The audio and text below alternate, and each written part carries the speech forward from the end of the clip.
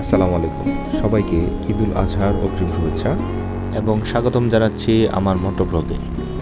ফিরছিলাম তারাটি গৌরীপাড়া হতে আসার পথে বেগুনবাড়ি হয়ে আসতে হয়। আর আমরা এই যে সড়কটি দিয়ে যাচ্ছি, এটি এই গ্রামটিকে সংযোগ ঘটিয়েছে ময়মনসিংহ মহাসড়কে। আর সড়কটিকে ঘিরে থাকা গ্রামীণ প্রকৃতি ও সবুজের সমারোহ, আসলে এই রাস্তাটি দিয়ে যেই যাবে তার মনকে আকর্ষণ করার জন্য এটুকুই যথেষ্ট। চলুন কিছুক্ষণ আমরা এই সৌন্দর্যের মাঝে হারিয়ে যাই।